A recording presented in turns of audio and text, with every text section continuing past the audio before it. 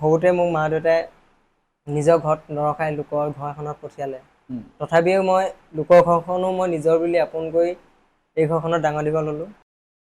নুকুৰে মাতে কি খাজ খাজে কুলি পাতে মন মোৰ বলিয়া কৰে কুহু কুহু কুলি মাতে ৰুণজুন নুকুৰে মাতে কি খাজ খাজে কুলি পাতে মন মোৰ বলিয়া কৰে কুহু কুহু কুলি মাতে মন মোৰ উৰি যায়। মাষ্টৰজনে মোক এনেকুৱা গতি কৰিলে মানে চব ক্লাছত বহে মোক কৰিব বিচনী মৰাব বা গা মালিচ কৰিব দিব, গছত উঠাব আম পাৰিব দিব তেনেকুৱা। ফাগুনী পলাশৰ ৰঙা ৰং নাজানো জোন মণিৰ কালৈ মই চিৰদিন থাকিম কাষ তোৰেনো সুখে দুখ। মই একো নাজানো মানে মই কেনেকে খাব লাগে কেনেকে শুব লাগে মই একো নাজানো। সেই মাতৃয়ে মোক আইতাই সৰুৰ পৰা মোক কাপোৰ কানি মোৰ ভাগৰ কাপোৰ কানি ধুই দিয়ে, আনকি মোক গা ধুৱাই দিয়ে, খোৱা বোৱা চব কৰি দিয়ে। তাৰপিছত শোৱাওতো একেলগে শুৱাই, নিজৰ ল'ৰা বুলি মানে। আৰু ময়ো আইতাক নিজৰ আইতা বুলি ভাবো। আৰু যিটো মোৰ মালিক মই একদম নিজৰ দেউতা মই মানে নিজৰ বুলি আপোন বুলি ভাবো। ভনীয় তই ওলায়া ভনীয় জাতিটোৰা হাতত হেন্দাং লৈ দেশ বচাবলৈ জাতিৰ মাটিৰ ভেটিৰ যুঁজত জীৱন দিবলৈ জীৱন দিবলৈ জীৱন দিবলৈ।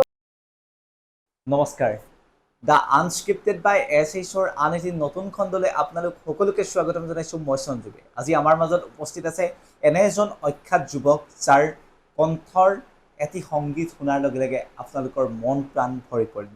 তেনে এজন যুৱক আমাৰ মাজত উপস্থিত আছে। এতিয়া দেৰি নকৰি আহক আৰম্ভ কৰোঁ আজিৰ এই অনুষ্ঠান।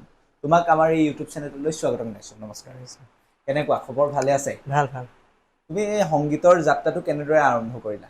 মই ইমান পঢ়া শুনা মোৰ নাই, হয়, কিন্তু মই বেছি ভাল পাওঁ জুবিনৰ গান শুনি। হয়, জুবিনৰ গান শুনোতে শুনোতে মোৰ মনত ৰখি যায়। পঢ়া শুনা যিহেতু নাই, হয়, মোৰ মনত পেলাই মই গাওঁ। কিছুমানে মোৰ গান শুনি ভাল পায়, কিছুমানে কয় ক'ৰবাত বিয়া কিবা কিবি হ'লে মানে তোমাক মই মাতিম নিশ্চয় আহিবা, মই যাম। তেনেকে সৰু সুৰা প্ৰগ্ৰেম বাৰু তেনেকে মোক মানুহে ভাল পায়। মানে তুমি প্ৰগ্ৰেম কৰি আছা? কৰি আছো। বিশেষকৈ এটা কথা ক'ব লাগিব, তোমাৰ নাম ঠিকনা কোনো অসমৰ ৰাইজে কোনেও নাজানে। তোমাৰ প্ৰথমতে নামটো মানে গোটেই পৰিচয়টো অকণমান জানিব বিচাৰিম। হয় নি? মোৰ নমস্কাৰ, মোৰ নামটো হৈছে বিশেষকে ললিত কবিৰাজ। ইভাগে চবেই মোক মোবাইল বুলি মাতে। মোবাইল বুলি মাতে। ইভাগে মোৰ অৰিজিনেল নাম হৈছে ললিত কবিৰাজ। মোৰ ঘৰ ডিমুত। মই সৰুৰ পৰাই ইয়ালৈ আহিছিলোঁ এইটো নামদাং গোহাঁই গাঁও। হয়, তাতে শিৱসাগৰ জিলাৰ গৌৰীসাগৰ অঞ্চলৰ নামদাং গোহাঁই গাঁৱত তুমি থাকা? তাতে থকা মোৰ আজি 10-15 বছৰ হ'ল। তাৰ পৰাই সৰুৰ পৰা ডাঙৰ হ'লোঁ। তাতে মই পঢ়া শুনা যি কৰিলোঁ বা স্কুললৈ গৈছিলোঁ, মোক স্কুলত পঠিয়াইছিলে। মোৰ সৰু প্ৰব্লেম হৈ গৈছিলে এই স্কুল, সেইটো কাৰণে এৰি দিলোঁ। স্কুল এৰি দিলোঁ, তাৰপিছত লাহে লাহে গান শুনো, গান শুনি মই গান গাওঁ। মই নিজে গম পোৱা নাছিলোঁ মোৰ যে কণ্ঠটো এনেকুৱা। মানুহে শুনে তোৰ গান ভাল লাগে, তই ইমান ধুনীয়া গা, তোৰ কণ্ঠটো ভাল, আমাৰ ঘৰত বিয়া হ'লে তই যাবি, এনেকে তেনেকে কয় মানুহে। তেতিয়া মই গান চান গাবলৈ তেনেকেই মোৰ বেছি মানুহে ভাল পোৱা হ'ল। সেই বুলিয়ে মই গানটো প্ৰেক্টিচ কৰোঁ বা জুবিনৰ গান মই শুনো, কিন্তু আটাইতকৈ মই বেছি ভাল পাওঁ জুবিনৰ। এই জুবিনৰ গানহে বেছি গাবলৈ। তুমি যিহেতু নৱপ্ৰজন্মৰ হাৰ্টথ্ৰব, আমাৰ সকলোৰে মৰমৰ জুবিন গাৰ্গ ডাঙৰীয়াৰ গান ভাল পোৱা, গোৱা, প্ৰথমতে এটা জুবিনদাৰ আমাৰ সংগীতেৰে আজিৰ এই অনুষ্ঠান আৰম্ভ কৰিব বিচাৰিম। মই ট্ৰেকটো দি দিছোঁ, তুমি আৰম্ভ কৰিবা। জুবিনদাৰ এটি জনপ্ৰিয় গীত মোৰ ভাল লাগে মানে ৰুণজুন গীতটি তুমি গাব পাৰিবা নিশ্চয়? ঠিক আছে, মই ট্ৰেকটো দি দিছোঁ, তুমি গাবা। ৰুণজুন নুকুৰে মাতে কি খাজ খাজে কুলি পাতে মন মোৰ বলিয়া কৰে কুহু কুহু কুলি মাতে ৰুণজুন নুকুৰে মাতে কি খাজ খাজে কুলি পাতে মন মোৰ বলিয়া কৰে কুহু কুহু কুলি মাতে মন মোৰ উৰি যায় চমকি চমকি ৰঞ্জন নুপুৰে মাতে কি খাজ খাজে কুলি পাতে মন মোৰ বলিয়া কৰে কুলি মাতে যৌৱন যমুনাৰ পাৰতে কিবা ভাবি গুণি আজি মনতে ফাগুন আহিছে পলাক বননি হোৱা যৌৱন যমুনাৰ পাৰতে কিবা ভাবি গুণি আজি মনতে ফাগুন আহিছে পলাক বননি হোৱা মন মোৰ উৰি যায় চমকি থমকি ৰঞ্জন নুপুৰে মাতে কি খাজ খাজে কুলি পাতে অতি সুন্দৰ অতি সুন্দৰ বঢ়িয়া লাগিছে তোমাৰ কণ্ঠৰে জুবিন গাৰ্গ ডাঙৰীয়া আমাৰ প্ৰথম অনুষ্ঠানটো আমি আৰম্ভ কৰিলোঁ আমাৰ অনুষ্ঠানটি আৰম্ভ কৰিলোঁ তুমি জুবিন গাৰ্গৰ গান সৰুৰ পৰা শুনি আহিছা নিজে আয়ত্ব কৰিছা শুনিছা তুমি ক'লাই অলপ আগত যে তুমি একো নাজানা অ আ ক খ একোৱে নাজানা তুমি কোনো সংগীতৰ বিদ্যালয়ত যোৱা নাই ইমান সুন্দৰ কণ্ঠৰ অধিকাৰী তুমি মই আন মনত ৰখাওঁ মোৰ মনত ৰখি যায় গান মই 1 ছেকেণ্ড 2 ছেকেণ্ড শুনিলে বা এদিন শুনি গ'লে মই মনত ৰখাই মিউজিক চিউজিক গোটেইটো এতিয়া তোমাক মই ট্ৰেকটো দি দিছোঁ তুমি মানে ইমান ধুনীয়াকৈ মানে ট্ৰেকৰ লগত তুমি গানটো গাইছা মানে এইটো কেনেকৈ কৰা তুমি মানে মোৰ মানে মই নিজে গম নাপাওঁ মই কেনেকৈ হয় কি হয় গানটো শুনিলে মোৰ মুখস্থ হৈ যায় মুখস্থ হ'লে মানে অকণমান গুণগুণাই থাকিব লাগে শুনি থাকোঁতে গুণগুণাই থাকিলে মোৰ মুখস্থ হৈ যায় ইমান মানে তুমি মানে লিখা পঢ়া নাজানা যদিও তোমাৰ শুনি শুনি যিটো আমাৰ শক্তি আছে যিটো ইন্দ্ৰিয়ৰ শক্তি আছে সেই শক্তিৰ দ্বাৰা তুমি গোটেইখিনি জানা বাকী তোমাৰ ঘৰত কোন কেনেকৈ আছে মোৰ ঘৰত নমস্কাৰ মোৰ ঘৰত ক'বলৈ গ'লে মোৰ প্ৰব্লেম ধেৰ কিন্তু ইমানটোলৈকে নকওঁ মোৰ বৰ্তমান এতিয়া মা আছে দেউতা আছে মোৰ দাদা দুটা আছে ভাইটিও দুটা আছে তাৰপিছত মই আছোঁ বৌ দুটা আছে বৌ আছে তাৰপিছত দাদা ভাগৰ ছোৱালী এজনী ল'ৰা এটা আছে মাজুদাই ভাগৰ ছোৱালী এজনী আছে তাৰপিছত মই আৰু জীৱনটো আৰু আধা আধি কটালোঁ ইয়াতে ইমানেই আৰু তুমি এতিয়া বিশেষকৈ তাত থাকেনে মানে ডিমৌ অঞ্চলত থাকেনে নে শিৱসাগৰৰ গৌৰীসাগৰত থাকে মই ক'বলৈ গ'লে সৰুৰ পৰা মই গৌৰীসাগৰ নামদাং গোহাঁইগাঁও ইয়াতে ডাঙৰ সৰুৰ পৰা মানে তোমাক ইয়াত যিহেতু ক'ব লাগিব আমাৰ সকলোৰে শ্ৰদ্ধাৰ ব্যক্তি আমাৰ সকলোৰে মৰমতে তেখেতক সৰুকণ নিচা বুলি কওঁ ময়ো নিচা বুলিয়ে কওঁ সেই নিচাৰ ঘৰত তুমি থাকি ডাঙৰ হৈছা আমি সৰুৰ পৰা দেখি আছোঁ কিন্তু এটা কথা ক'ব লাগিব তেখেতে যিখিনি তোমাক আদৰ্শ দেখুৱাইছে সেই আদৰ্শকে অনুকৰণ কৰি তুমি আগবাঢ়ি গৈছা এই ক্ষেত্ৰত বিশেষভাৱে তেখেতক শলাগ ল'ব লাগিব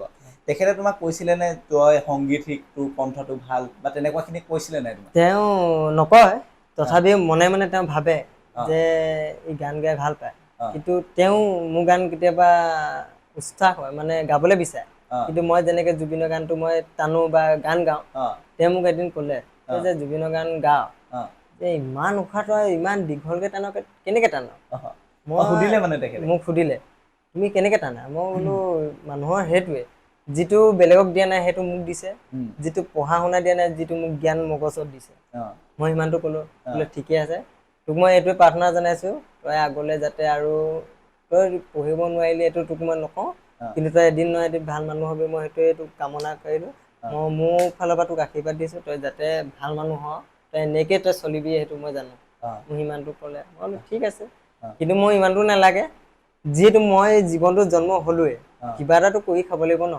সেই বুলিয়ে মই আগবাঢ়িলোঁ গান গাই যে কিবা এটা খাম বা মোক জুবিন দাক মই মানে গান গাবলৈ মই সেইটো কাৰণে শিকিবলৈ মন গ'ল প্ৰেক্টিচ কৰিবলৈ ধৰিলোঁ জুবিন দাক মোৰ এবাৰ লগ পাবলৈ খুব মন আছে এবাৰ মানে লগ পালেই হ'ল আৰু একো নালাগে নৱপ্ৰজন্মৰ সাৰ্থকক যথেষ্ট ভাল পোৱা তুমি মই জুবিন দাক বহুত বেছি ভাল পোৱা আৰু যদি আমিওতো নাজানো আমিও আজিলৈকে নৱপ্ৰজন্মৰ সাৰ্থকক আমাৰ সাৰ্থকক লগ পাই পোৱা নাই ভগৱন্তই কৰক তুমি লগ পোৱা যাতে এইখিনিতে আমি পুনৰ এটা কথা সুধিবলৈ বিচাৰিম তোমাক তুমি যে ক'লা তোমাৰ জীৱনত বহুতখিনি প্ৰব্লেম আছে অকণমান জানিব বিচাৰিম তেনেকুৱা কেনেকুৱা ধৰণৰ প্ৰব্লেম মানে তোমাৰ ফাইনেন্সিয়েল প্ৰব্লেম নে ফেমিলি প্ৰব্লেম নে কেনেকুৱা ধৰণৰ প্ৰব্লেম মানে যিহেতু মোৰ পঢ়া ইচ্ছাটো খুব মন আছিল পঢ়া ইচ্ছাটো যিহেতু সৰুতে মোক মা দেউতাই নিজৰ ঘৰত নৰখাই লোকৰ ঘৰ এখনত পঠিয়ালে তথাপিও মই লোকৰ ঘৰখনো মই নিজৰ বুলি আপোন কৰি এই ঘৰখনত ডাঙৰ দীঘল হ'লোঁ।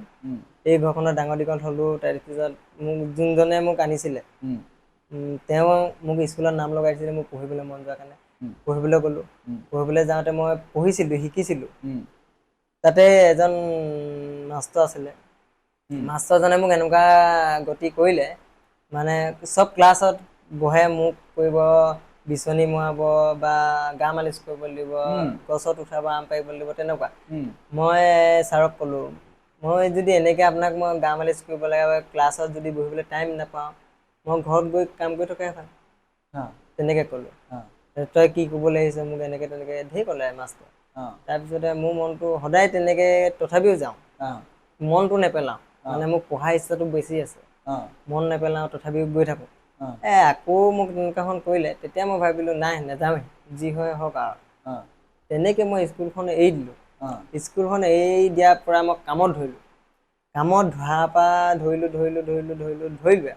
এতিয়া ঘৰত গ'লে মোৰ ঘৰৰ টেনশ্যন, ইয়াত থাকিলে অকণমান ফ্ৰীকৈ থাকোঁ, মানে টেনশ্যনবোৰ আহি নাথাকে।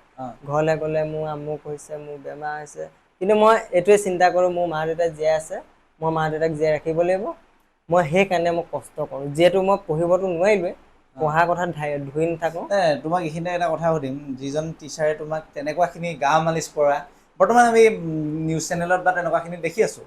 তুমি সেইখিনি তুমি যাৰ ঘৰত আছাহি বা তোমাৰ সেইখন নিজৰ ঘৰ বুলিয়ে তুমি যিহেতু ভাবিবা, একদম মই নিজৰ আপোন বুলি ভাবোঁ। সেই ঘৰখনৰ তোমাৰ যিজন আমাৰ নিচা বা তোমাৰ যিজন পিতৃস্বৰূপ, তেখেতক কথাখিনি কৈছিলানে যে টিচাৰজনে এনেকুৱা কৰে তেনেকুৱা কৰে? নক'লোঁ, কিন্তু প্ৰথমে নক'লোঁ। পিছত যেতিয়া মোৰ অন্তৰ পৰা ওলাই গ'ল, মই কথা ৰাখিব নোৱাৰিলোঁ, তেতিয়া মই ক'লোঁ। মোকো সুধিলে মানে কেলৈ তই স্কুল এৰিলি, তোৰতো পঢ়াত ইচ্ছা আছিলে। মোৰ ইচ্ছা আছিলে, মোৰ যিখন প্ৰব্লেম হ'ল, মোৰ এনেকুৱা তেনেকুৱা কথা, মই বোলো নপঢ়োঁ। হয় নেকি? তেতিয়াহ'লে ঠিক আছে। তেনেকৈ মই এৰি দিলোঁ স্কুল। এৰি দিয়াৰ পৰা কামত ধৰিলোঁ। এতিয়ালৈকে কামেই কৰি আছোঁ। তেনেকৈ গানো শুনি থাকোঁ, কামো কৰি থাকোঁ, গানো গাই থাকোঁ, তেনেকৈ চলি আছোঁ। ঠিক আছে, শুভেচ্ছা থাকিলে। তুমি যেনেকৈ তোমাৰ নিজৰ ভৰিত আজি নিজে থিয় দিছা বুলি ক'ব লাগিব। তোমাৰ নিজৰ ইনকামৰ পথ বা যি উপাৰ্জনৰ পথ নিজে বাছি লৈছা, ইয়াৰ কাৰণে তোমাক শুভেচ্ছা জ্ঞাপন কৰিছোঁ। লগতে এইটো কথা জানিব বিচাৰিম তোমাৰ পৰা, তুমি যে এই প্ৰগ্ৰেমখিনি ক'লা অলপ আগত, যে কোনোবাই বিয়া সবাহ বা এইখিনিত যে বিভিন্ন ধৰণৰ দিহা নামৰ পৰা আদি কৰি বিভিন্ন ধৰণৰ গীত তোমাক গাবলৈ মাতে বা নিমন্ত্ৰণ দিয়ে, এইখিনিত তুমি প্ৰথম অনুষ্ঠানটো ক'ত কৰিছিলা? মই প্ৰথম অনুষ্ঠান মই ইয়াতে কৰিছিলোঁ, নামদাং গোহাঁই গাঁৱত, য'ত মই প্ৰথম আহিছিলোঁ। মই নিজেও গম নাপাওঁ মোৰ কণ্ঠটো এনেকুৱা। যেতিয়া মই সৰুৰ পৰা ডাঙৰ হৈছোঁ, মই আমাৰ মানে মালিকৰ মাক যিহেতু হৰিনাম গায়, ভকত, তেওঁ হৰিনাম গায়। তেওঁ হৰিনাম গাই থাকে, ময়ো গুণগুণাই থাকোঁ। গুণগুণাই থাকোঁতে মোক আইতাই ক'লে, মই তোক গান এটা শুনাম, তই মোক গাই দিব লাগিব। জুবিনৰ দুটি উঠে গানটো মোক খুব চেষ্টা কৰিছিলে, যিহেতু মই পঢ়িব নাজানো, তেওঁ শুনাই মোবাইলত বজাই, যিহেতু শুনাই। তাৰপিছত মই খুব মনত ৰখাই এদিন গাই দিলোঁ গোটেই গানটো। গোটেই গানটো গালোঁ। তাৰপিছত সমাজৰ মাজত এদিন গোৱালে গানটো, তেখেতে গোৱালে। তেখেতে গোৱাৰ পিছত চব মানুহে মোক ভাল পালে। তাৰপিছত তোমাক মই ক'ৰবাত মাতিম, কিবা প্ৰগ্ৰেম হ'লেও তোমাক মাতিম। চব মানুহে মানে ইমানেই ভাল পাইছে, মানে তোমাক ইমান ভাল লাগিছে, তুমি যিহেতু পঢ়িব নাজানা, তোমাৰ ইমান মাইণ্ডটো ক'ৰ পৰা আহিলে, মোক সেইটো সুধিছে। কিন্তু তুমি কেনেকৈ শিকিলা, কেনেকৈ কৰিলা, কেনেকৈ মুখস্থ ৰখা, যিহেতু পঢ়িব নাজানা, মিউজিকটো ক'ত পালা, মোক সুধিছিলে। মই ক'লোঁ যেনেকৈ ইউটিউবত এটা মিউজিক আহে, মিউজিকটো তুমি এইটো বা কৈ দিলেও হৈ যায়। এই মিউজিকটো কণ্ঠই মানে মোবাইলটোত বাজি থকা সময়ত গানটো বজাৰ সময়ত গানটো শুনিব লাগিব, গানটো গোৱা সময়ত মিউজিকটো বজাৰ সময়ত মিউজিকটো শুনিব লাগিব। কেতিয়া গানটো গাইছে, কেতিয়া ৰৈছে, কেতিয়া কি গাব লাগিব, সেইটো মই মুখস্থ কৰিলোঁ। তেনেকেই মুখস্থ কৰি গানটো শিকিলোঁ। গানটো শিকাৰ পিছতে আমাৰ মালিকৰ ঘৰতে, তোমালোকৰ নিচাহঁতৰ ঘৰতে কাম কৰে ল'ৰা এটাই, এই তেওঁৰ নাম হৈছে তিতা। তেওঁ বাজনা বজায়, মানে গান চানত ক'ৰবাত তেওঁ মিউজিকৰ লগত বা আমাৰ জনপ্ৰিয় অসমৰ জনপ্ৰিয় যিসকল কণ্ঠশিল্পী আছে তেওঁলোকৰ লগত বাদ্যযন্ত্ৰী সংগত কৰে, তেখেতক দেখিছোঁ। তেখেতে তেওঁ মোক ক'লে, মই এনেকৈ প্ৰগ্ৰেম এটা আছে, তুমি গান গাব লাগিব।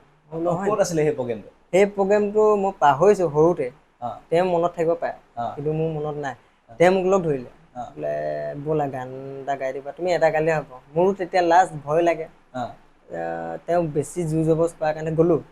যোৱাৰ পিছত তাত গানটো গালোঁ।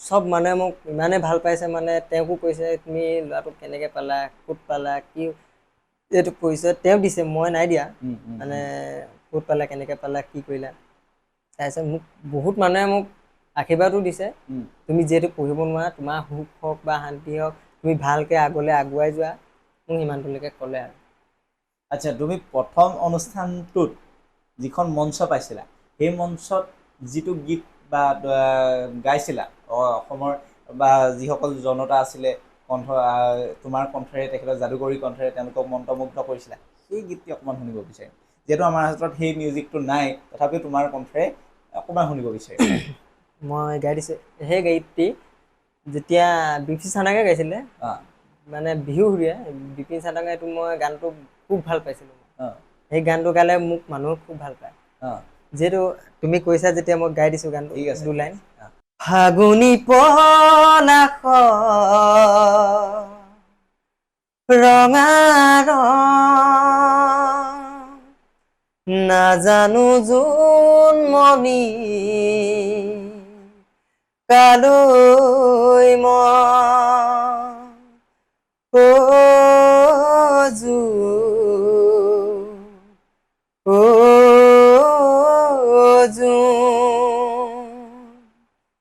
ফাগুনী পলাশ ৰঙা নাজানো জোন মনিৰ কালৈ চিৰদিন থাকিম কাষ তোৰেনো সুখে দুখ মৰমৰে নাজৰি খামুচিন জীৱন বাট সপোনৰ টগা দেৱাচোন মোৰ জোন মোৰ সোণ সপোনৰ টগা দেৱাচোন মোৰ জোন মোৰ সোণ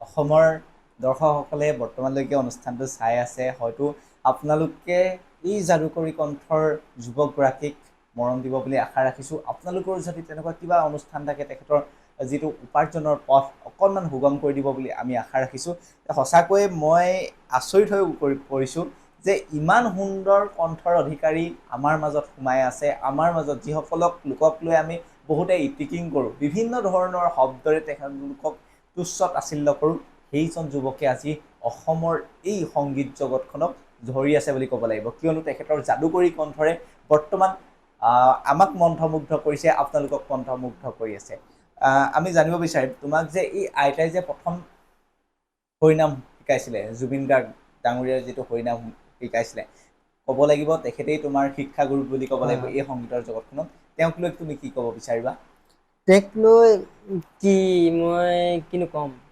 তেওঁ যিহেতু মই মালিকৰ ঘৰত প্ৰথম আহিছিলোঁ মই একো নাজানো মানে মই কেনেকৈ খাব লাগে কেনেকৈ শুব লাগে মই একো নাজানো সেই মাতৃয়ে মোক আইতাই সৰুৰ পৰা মোক কাপোৰ কানি মোৰ ভাগৰ কাপোৰ কানি ধুই দিয়ে আনকি মোক গা ধুৱাই দিয়ে খোৱা বোৱা চব কৰি দিয়ে তাৰপিছত শোৱাওতো একেলগে শুৱাই নিজৰ ল'ৰা বুলি মানে আৰু ময়ো আইতাক নিজৰ আইতা বুলি ভাবোঁ আৰু যিটো মোৰ মালিক মই একদম নিজৰ দেউতা মই মানে নিজৰ বুলি আপোন বুলি ভাবোঁ যাকে হওক মই যোন মানুহে হওক আজিকালি আৰু মোৰ মালিকে যিটো শিকাইছে মই সেইটোতে উঠি আহিছোঁ মালিকৰ মতে চলি আহিছোঁ তেনেকৈ মই আজিলৈকে ক'তো মই ভগৱানৰ আশীৰ্বাদত ক'তো মই দুখ পোৱা নাই যেনেকৈ চলাইছে তেনেকৈ চলিছোঁ বা ময়ো নাভাবোঁ যে মোৰ কিবা হ'বলগীয়া আছে বা হ'ব মই সেইটো আশা নকৰোঁ কাৰণ মই যিহেতু মই এতিয়া যেনেকৈ চলিছোঁ মই ইমানটোৱে বিচাৰোঁ আৰু একো নালাগে আচ্ছা বুজি পাইছোঁ তুমি বৰ্তমান সময়ত তুমি যোনখন ঘৰত আছা তেওঁক তুমি বৰ্তমান অন কেমেৰাত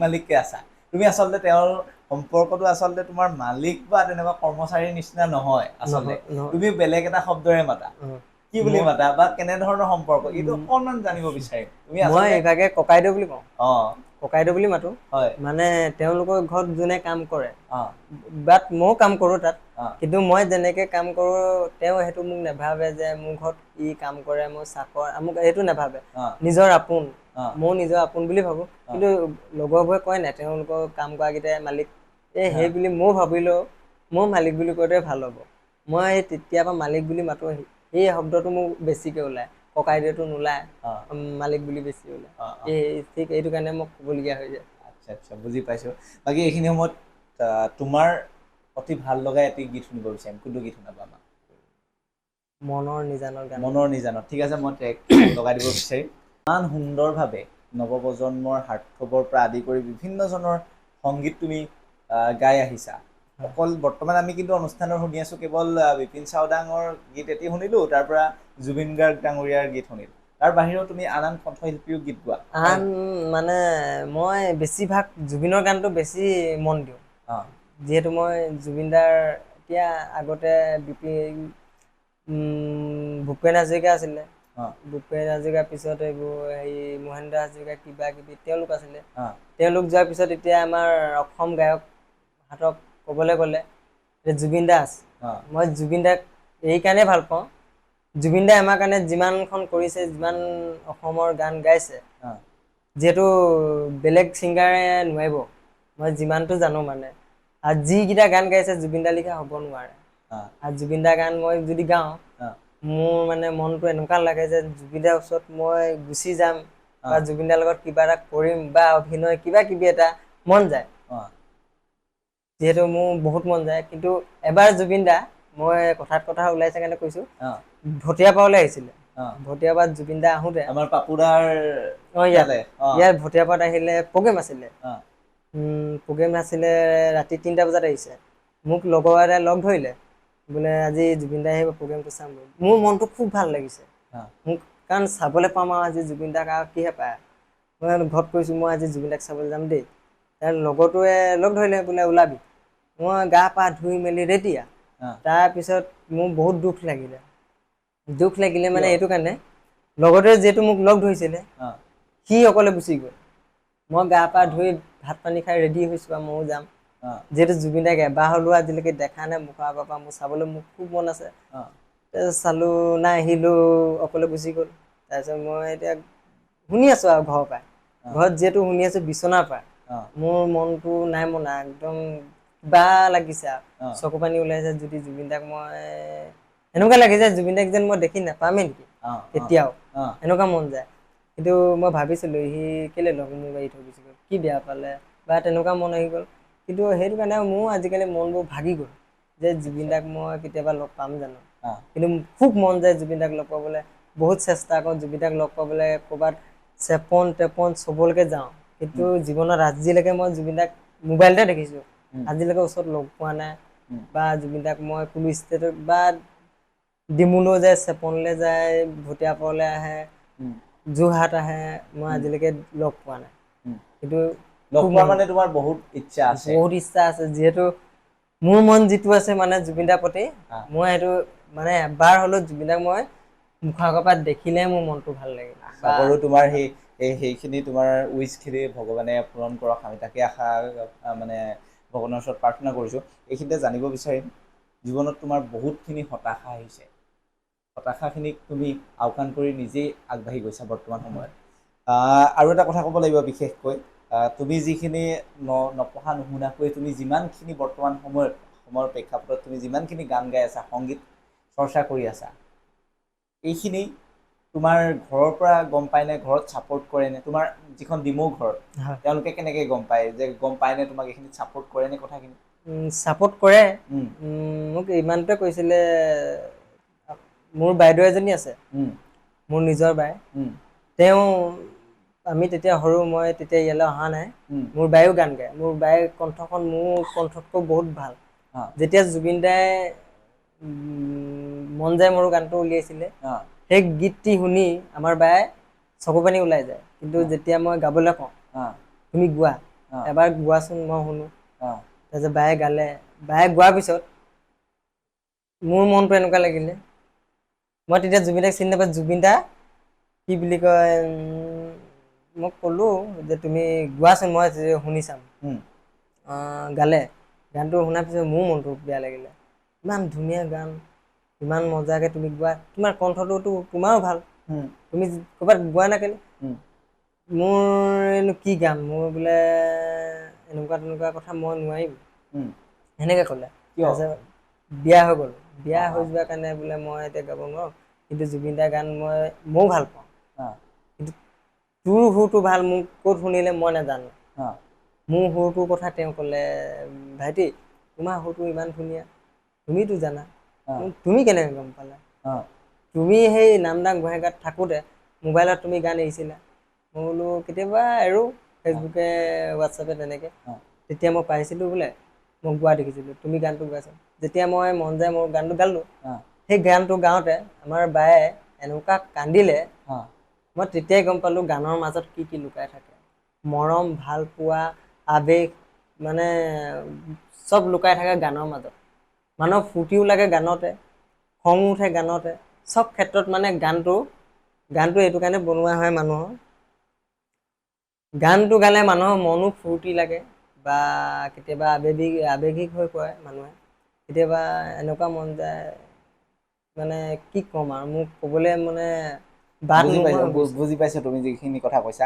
বৰ্তমান তুমি যিখিনি আমাৰ দৰ্শকসকলৰ আগত কৈ আছা বা কেমেৰাৰ সন্মুখত তুমি যিখিনি শব্দ ব্যৱহাৰ কৰি আছা, তুমিতো কৈছিলা স্কুল নাযাওঁ বুলি, ইমান ডাঙৰ ডাঙৰ শব্দ, ইমান ডাঙৰ ডাঙৰ সুন্দৰ ইংৰাজী তুমি মাজে মাজে দুই এটা শব্দ কৈছা, কেনেকে পাৰা মানে আচলতে কথাখিনি? মই সেইটো ক'বলগীয়া হয়, মানে ময়ো মানুহৰ পৰা আচলতে বেলেগ মানুহৰ পৰা অ', শুনি পেলানি ময়ো ব্যৱহাৰ কৰিবলৈ চেষ্টা কৰোঁ, মানে ময়ো শিকোঁ। অ', যিহেতু মই পঢ়িব নোৱাৰিলোঁ, উম, মই মানুহে যিটো উচ্চাৰ কৰে মুখেদি, আচৰণ কৰে, মানে সেই ক'বলৈ মোৰো মন যায়। যিহেতু তেনেকৈ মই আধা আধি ইংৰাজী কিবা কিবি মানে তেনেকৈ শিকিছা। তুমি এইখিনিতে ক'লা যে তুমি স্কুললৈ যোৱা নাই, একো নাজানা, অ আ ক খ একো চিনি নোপোৱা। একো চিনি নাপাওঁ। পইচা তুমিতো লেনা দেনা কৰা, বৰ্তমান সময়ততো পইচাৰ বহুত প্ৰয়োজন আমাক। হয়। পইচাখিনিৰ কথা কেনেকৈ চিনি পোৱা আচলতে? পইচাটো মই এনেকৈ চিনি পাওঁ, মই আগ ধৰি প্ৰথমে 1-2কৈ হিচাপ কৰিলোঁ। 1-2কৈ হিচাপ কৰাৰ পিছত 9 হ'ল, 9ৰ পৰা যেনেকৈ এটকাৰ পৰা 10 টকা, 10 টকা দুটা লগালে 20 টকা, ঠিক তেনেকৈ মই হিচাপ কৰিলোঁ, হিচাপ কৰি মই লাখলৈকে হিচাপ কৰিলোঁ। মানে তেনেকৈ পইচাটোৰ কথা যিহেতু তুমি সুধিলা, মই লাখলৈকে জানো আৰু। লাখলৈকে জানা মানে? জানো। তুমি যে ক'লা, এতিয়া তুমি কোনোবা এটাত যদি মই নোট দেখাওঁ তোমাক, তুমি চিনি পাই যোৱা পটককৈ? পাই যাম। বাৰু এইখিনি মই এনেই ধেমালি কৰিলোঁ, একেবাৰে হয় বেয়া হয় নাপাবা নাপাওঁ কথাখিনি। নাপাওঁ। তুমি যিখিনি বৰ্তমান সময়ত প্ৰগ্ৰেম কৰি আছা বুলি কৈছা, হয়। প্ৰথম তুমি যিখন মঞ্চত গীত পৰিৱেশন কৰিছিলা, তাত তোমাৰ কিমান মাননি পাইছিলা? তাত মানুহ মানে পইচা কিমান পাইছিলা তুমি? পইচা পাইছিলোঁ। পইচা 2-3 হাজাৰৰ ওপৰত পাইছিলোঁ, মানে এনেকৈ পইচাটো পাইছোঁ। অঁ, মোক মানুহে হাতত নিদিয়ে, অঁ, মানে চিলাই পিঙত চিলাই পেলানি অঁ, ইয়াতে চোলাত মাৰি থৈ যাব। চোলাত মাৰি মোক থৈ যায়? চিনি পোৱাকেইটাই। অঁ, চবেই চিনি পায়, চিঞৰিব আজি মোবাইলে গান গাইছে, ইমান ধুনীয়া ল'ৰাটো, আৰু মোক চবেই ভাল পায়। মোৰ আজিলৈকে কোনো বেয়া কামো নাজানো বা কাকো মই ঠগিও পোৱা নাই, মই অঁ, মিছা কথাও নকওঁ। অঁ, মোক এনেকৈ ভাল পায়, চব মানুহে ভাল পায়, মোক জোকায়ো। অঁ, ঠিক তেনেকৈ যোনকেইটাই মোক জোকায়, মোক চিনি পায়, বহুত দূৰ দূৰ মানুহে মোক তেনেকৈ পিং মাৰি থৈ গুচি যায়। তাৰপিছত মই নিজে হিচাপ নকৰোঁ, মোৰ লগত কোনোবা থাকে, তেনেকৈ মোৰ কিমান পইচা হ'ল চাচোন। উম, তাৰপিছত সিহঁতি যদি ভাগে ভাগে লৈ ক'ত হিচাপ দিব, খাই গুচি যায়। তেনেকৈ আৰু মই তেনেকৈ চলি আহিছোঁ আৰু। আচ্ছা, অঁ, তুমি ঘৰখন তেনেকেই চলাই আহিছা, তোমাৰ হয় ডিমৌৰ যিখন ঘৰ। হয়। আৰু এইখিনিতে তোমাৰ কণ্ঠৰ পৰা বহুতেই গীত শুনা নাই। আমাৰ দৰ্শকসকলক ৰৈ আছে হয়তো, এটি গীত শুনিব বিচাৰিম। কোনটো গীত শুনাবা? বিশেষকৈ অসমৰ বৰ্তমান নৱপ্ৰজন্মৰ এজন জনপ্ৰিয় কণ্ঠশিল্পী নীল আকাশ। নীল আকাশৰ এটি গীত শুনিব বিচাৰিম। কি নীল আকাশ, শুনাবা গীত? নীল আকাশৰ যিহেতু মাছলৈ গৈছিলোঁ গানটো, সেইটোকে অকণমান গুণগুণাই দিওঁ। মাছলৈ গৈছিলোঁ যথেষ্ট হিট হৈছিলে।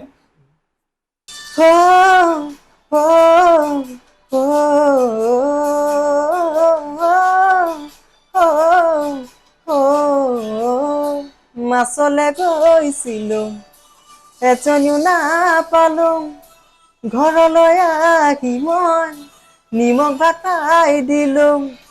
এজনী ছোৱালী বহুত ভাল পাইছিলোঁ, এটালৈ পলাই গ'ল, এচুমা নাপালোঁ। হেনো দিনে ধৰি মদ খাব শিকিলোঁ, ভাং খাব শিকিলোঁ, আনৰে চকুতে বেয়া ল'ৰা হ'লোঁ, বেয়া ল'ৰা হ'লোঁ মই।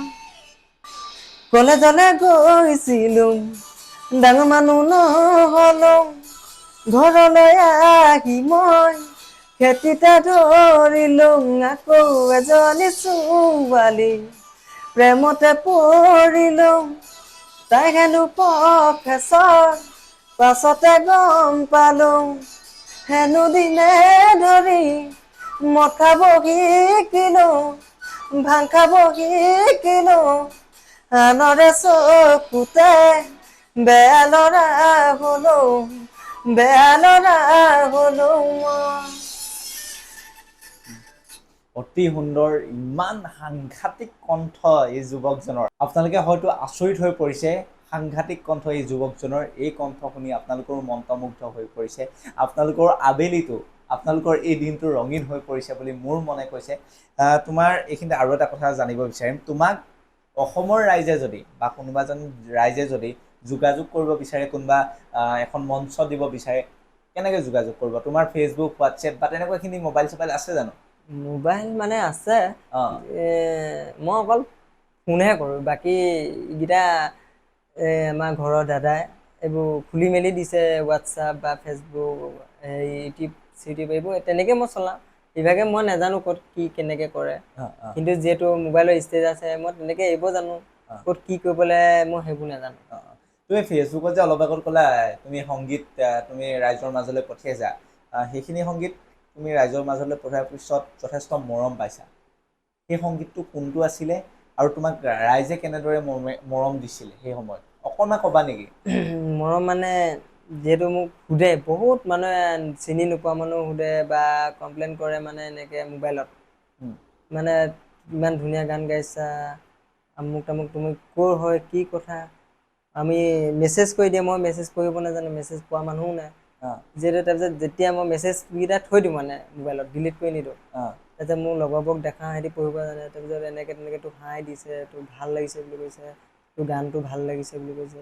ঠিক তেনেকৈ আৰু মই ডিএছটো মই ইমানো নাজানো আৰু তেনেকৈ মই অকণমান হেৰি পাওঁ। কিন্তু বহুত মানুহে মোক কয়, তোমাৰ গানকেইটা মই যেতিয়া পাওঁ ভাল লাগে, বহুত ভাল লাগে, তুমি একদম বোলে জুবিন দা যেনেকৈ গান গায় তুমি তেনেকৈ গান গোৱা বোলে। মোৰ সেইটো কাৰণে বোলো ভাল লাগে, মই তেনেকৈ শুনিলে মানে মোৰ মনটো উঠি আহে আৰু তেতিয়া ভাল লাগে, ভাল লাগি যায় মনটো। মানে মনটো মানে উৎফুল্লিত হৈ পৰে তুমি। হয়।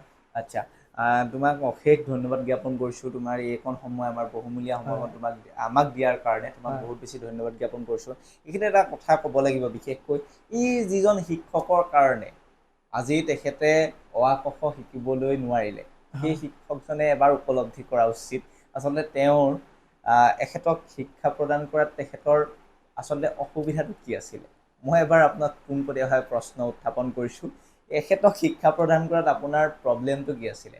আপুনি যদি আজি এই অনুষ্ঠানটো চাইছে, তেতিয়াহ'লে আপোনাৰ সেই সময়ত তেখেতক যি ধৰণে এখেতক যুৱকজনক বা এই ছাত্ৰজনক, সেই সময়ৰ ছাত্ৰজনক গা মালিচ কৰাৰ পৰা, বিচনী মৰাৰ পৰা যিখিনি কাৰ্য কৰালে, আজি আপুনি কি পাইছে? এখেত আজি অসমৰ ৰাইজৰ আগত উপস্থিত হৈছেহি, অসমৰ ৰাইজৰ আগত তেখেতে নিজকে প্ৰতিষ্ঠা কৰিবলৈ সক্ষম হৈছেহি, কিন্তু আপুনি কি কৰিব পাৰিছে? গতিকে এনেকুৱা নিজ কাম কৰিব নাপায় আচলতে। আপোনাক ভগৱানে সুমতি দিয়ক, এই প্ৰাৰ্থনা কৰিছোঁ। এইখিনি সময়ত এটা বিশেষ গীত বৰ্তমান সাম্প্ৰতিক সময়ত অসমত যথেষ্ট বিভিন্ন ধৰণৰ বহিৰাগত ব্যক্তিক লৈ, সন্দেহযুক্ত ব্যক্তিক লৈ বৰ্তমান অসম তোলপাৰ হৈ আছে। এটা গীত আমাৰ ওচৰৰে এজন জনপ্ৰিয় কণ্ঠশিল্পী ৰূপম বৰা ডাঙৰীয়াৰ এটা জনপ্ৰিয় গীত আছে, সেই গীত তুমি অলপ আগত মোৰ আগত শুনাইছিলা। সেই গীতটি আমি শুনিব বিচাৰিম আৰু অনুষ্ঠানৰ পৰা আমিও বিদায় ল'ব বিচাৰিম। হয়, তথাপিও যিহেতু যিমানটো জানো সিমানটোলৈকে তুমি কৈছা যেতিয়া মই ৰখাই দিছোঁ, মোৰ বা কথাটো বা গানটো গাই দিছোঁ। যিহেতু আপুনি সুধিলেই যেতিয়া মোৰ যিহেতু তুমি যোনটো গান কথা কৈছা, গানবোৰ মোৰ গাবলৈ মন যায় বা মোৰ জাতিক লৈ বা মোৰ অসমক লৈ মোৰো মন যায় গান গাবলৈ, কিন্তু যিহেতু মই লিখিব নাজানো, ঠিক তেনেকৈ তুমি আচলতে ক'ব বিচাৰিছা যে শুনি শুনি তুমি গানখিনি আয়ত্ব কৰা, সেইকাৰণে তোমাৰ যথেষ্টখিনি প্ৰব্লেম হয় বা অসুবিধা হয়, বুজি পাইছোঁ। কিন্তু তুমি যিহেতু অলপ আগত গাইছিলা, অতি সুন্দৰভাৱে এই গীতটি গাইছিলা। মই এবাৰ শুনিব বিচাৰিম আৰু এইখিনি সময়ত এটা দৰ্শকসকলক ক'ম যে সাম্প্ৰতিক সময়ত যিখিনি অসম অশান্ত হৈ আছে, এইখিনি সোনকালে এটা ঠিক কৰিব লাগে, চৰকাৰকো অনুৰোধ জনাইছোঁ। আৰু আমি গীতটি শুনিব বিচাৰিম। ৰূপম বৰা ডাঙৰীয়া, অসমৰ জনপ্ৰিয় কণ্ঠশিল্পী ৰূপম বৰা ডাঙৰীয়াই যদি এই গীতটি শুনি আছে বা এই অনুষ্ঠানটো চাই আছে, তেতিয়াহ'লে ল'ৰাটোক অকণমান আপুনি সুবিধা কৰি দিব বুলি আশা ৰাখিছোঁ। লগতে অসমৰ জনসাধাৰণক বা কণ্ঠশিল্পীসকলক অনুৰোধ জনাইছোঁ, এই যুৱকজনক বা এই ল'ৰাজনক আপোনালোকে অকণমান সুবিধা কৰি দিব বুলি আমি আশা ৰাখিছোঁ। তোমাৰ মুখৰ পৰা সেই গীতটি শুনিব বিচাৰিম। কোনেনো কয় মূলা নাই হেজাৰ মূলা গুৱাই কোনেনো কয় লাচিত নাই হেজাৰ লাচিত গুৱাই ভনীয় তই ওলায়া ভনীয় জাতি তোৰা ভনীয় তই ওলায়া ভনীয় তই জাতি তোৰা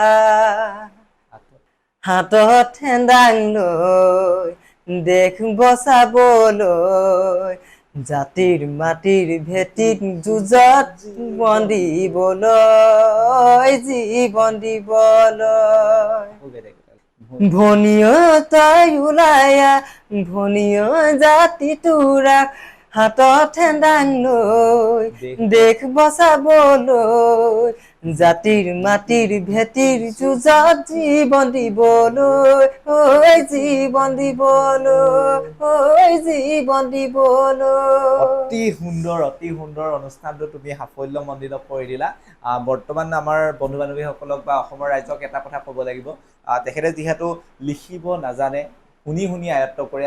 আচলতে আমাৰ এষাৰ কথা আছে, দেখি শুনে ঠেকি শুনে শুনি শুনে, এইখিনি আমি যিখিনি এটা জতুৱা ঠাঁচ আছে এইখিনি তেখেতে আচলতে শুনি পানি এইখিনি আয়ত্ব কৰিছে। তাৰ ভিতৰত বিভিন্ন শব্দ ভুল হ'ব পাৰে। আপোনালোকৰ এজন মৰমৰ যুৱক বুলি, এজন শিকি থকা শিক্ষাৰ্থী বুলি আপোনালোকে মাফ কৰি দিব। তেখেতৰ যি যাদুকৰী কণ্ঠ, এই যাদুকৰী কণ্ঠ অপ্ৰতিৰোধ্যভাৱে অসমৰ জনসাধাৰণৰ মাজত বিয়পি পৰক, শ্ৰুতশ্ৰেণী হৈ বৈ যাওক এখন সাগৰলৈ, তাকে আমি কামনা কৰিছোঁ, ভগৱন্তৰ ওচৰত প্ৰাৰ্থনা কৰিছোঁ। বিশেষকৈ আমি দৰ্শকসকলক আৰু বিশেষকৈ অসমৰ জনপ্ৰিয় কণ্ঠশিল্পীসকলক এইটোৱে অনুৰোধ কৰিম, এই যুৱকজনক অকণমান আপোনালোকে সুবিধা কৰি দিয়ক, যাতে তেখেতে নিজৰ ঘৰখনৰ লগতে তেখেতৰ যি যাদুকৰী কণ্ঠ, এই কণ্ঠ অসমৰ ৰাইজৰ হকে বা অসমত বিয়পাই পেলাবলৈ সক্ষম হয়, তাকে আমি কামনা কৰিছোঁ। শেষত তোমাক এই সময়কণ দিয়াৰ বাবে অশেষ অশেষ ধন্যবাদ জ্ঞাপন কৰিছোঁ। আৰু শেষত তুমি অসমৰ ৰাইজৰ হকে তুমি কি ক'ব বিচাৰিবা? আৰু যদি এটি সম্ভৱ হয় আমি পুনৰ এটি গীত শুনিবলৈ মোৰ ইচ্ছা গৈছে। মানে হয়, মই গীত এটি গাবলৈ মোৰো ইচ্ছা আছে। হয়, যিহেতু জয়ন্ত হাজৰিকাৰ গান, হয়, মই প্ৰথমে মোবাইলতে শুনা, কিন্তু জুবিনৰ মুখে শুনিলোঁ। তাৰপিছতে শুনোতে পুৰণা গানটো যেতিয়া জয়ন্ত হাজৰিকাৰ গান ওলালে, তেতিয়া ঠিক মই বুজি পালোঁ যে এইটো জয়ন্ত হাজৰিকাৰ গান। মই গানটো খুব ভাল লাগিলে, মোৰ মনটো মানে ইমান মন গৈছে গানটো কেনেকৈ মই শিকিম। খুব কণ্টিনিউ 2 দিন শিকিলোঁ, 2 দিন শুনিলোঁ গানটো। 2 দিন শুনাৰ পিছতে মোৰ মুখস্থ হৈ গ'ল।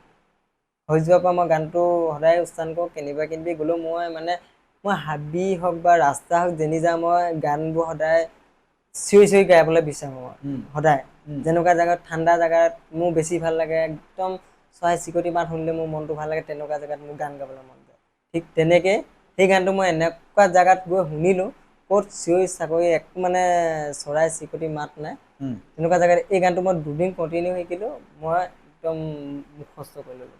কোনটো গান? জয়ন্ত হাজৰিকাৰ কোনটো গান? জয়ন্ত হাজৰিকা তোমাৰ মৰমে মোৰ, এই গীতটি মোৰ খুব ভাল লাগে।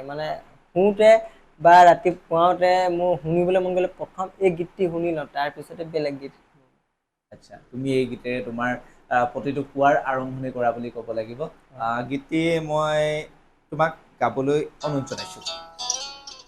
তোমাৰ মৰমে মোৰ দেহ তুলিলে বুকু দিলে যে মোৰ, কি যে ভাল লগা, কেনেকৈ কি যে হৈ গ'ল, তুলিটি কুকুমে হ'ল পুৰবি উপচি গ'ল, কি যে মিঠা মিঠা, কেনেকৈ কি যে হৈ গ'ল তোমাৰ মৰমে মোৰ। বন্ধু বান্ধৱীসকল, শুনিলে কোনো শিক্ষা দীক্ষা নোহোৱাকৈ ইমান সুন্দৰভাৱে, সুন্দৰ কণ্ঠৰ অধিকাৰী এই যুৱকজন আপোনালোক সকলোৱে মৰম দিব বুলি আশা ৰাখিছোঁ এই ভিডিঅ'টোত।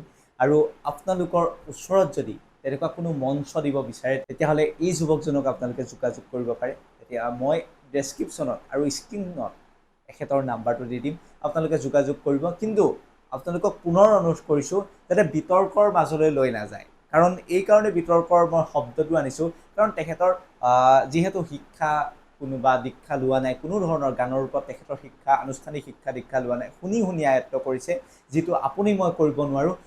তেখেতৰ বিভিন্ন শব্দ হয়তো ভুল হৈ যাব পাৰে, ইফাল সিফাল হ'ব পাৰে। এজন নিজৰে ভাতৃ বুলি, এজন শিক্ষাৰ্থী বুলি আপোনালোকে মাফ কৰি দিব। এই অনুষ্ঠানটো যদি আপোনালোকে ভাল পালে চাই তেতিয়াহ'লে ভিডিঅ'টো লাইক কমেণ্ট শ্বেয়াৰ লগতে চেনেলটোত যদি নতুনকৈ আহিছে ছাবস্ক্ৰাইব কৰি দিবলৈ কিন্তু একেবাৰে নাপাহৰিব। পুনৰ এটি নতুন ভিডিঅ'ত লগ পোৱাৰ প্ৰতিশ্ৰুতিৰে আজিলৈ মই বিদায় মাগিছোঁ। ৰং বয় বয়, জয় আই অসম।